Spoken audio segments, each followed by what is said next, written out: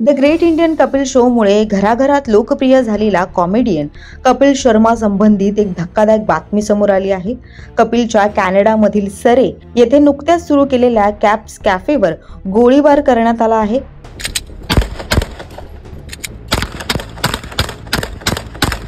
कपिल शर्मा आणि त्याची पत्नी गिन्नी यांनी काही दिवसांपूर्वीच हा कॅफे सुरू केला होता। कॅफे सुरू झाल्याच्या अवघ्या 3 दिवसातच त्यावर हल्ला करण्यात आला आहे। या घटनेचा एक व्हिडिओ सध्या सोशल मीडियावर व्हायरल होत आहे। या व्हिडिओमध्ये एक व्यक्ती गाडीत बसून बंदुकीने कॅफेच्या दिशेने गोळ्या झाडताना दिसत आहे। या घटनेची जबाबदारी खलिस्तानी दहशतवादी हरजीत सिंग उर्फ लड्डी यांनी घेतली आहे।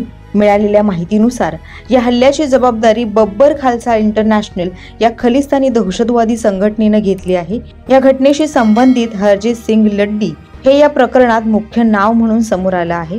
लड्डी हा भारताच्या नॅशनल इन्व्हेस्टिगेशन एजन्सीच्या मोस्ट वॉन्टेड दहशतवाद्यांपैकी एक आहे आणि याआधीही अनेक गंभीर घटनांमध्ये त्याचं नाव आल्याचं वृत्त आहे।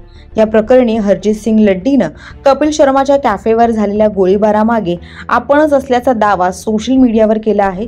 सुदैवानं कॅफेवर झालेल्या गोळीबारात कुणालाही इजा झालेली नाही, मात्र आसपासच्या परिसरात भीतीचं वातावरण निर्माण झालं आहे। सध्या स्थानिक पोलीस आणि तपास यंत्रणांकडून या प्रकरणाचा अधिक तपास सुरू आहे।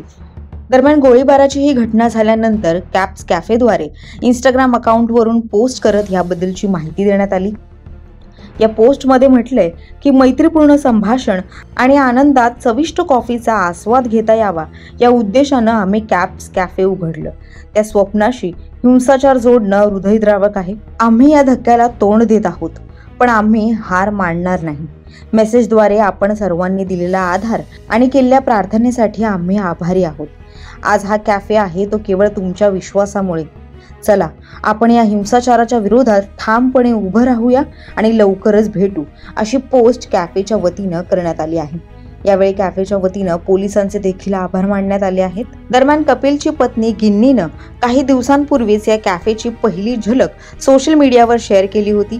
गुलाबी रंगाच्या थीम मध्ये सजवलेली ही जागा अनेकांच्या पसंतीस पडली, मात्र कॅफेवर झालेल्या या गोळीबाराच्या घटनेनंतर सर्वांनाच एक धक्का बसला आहे।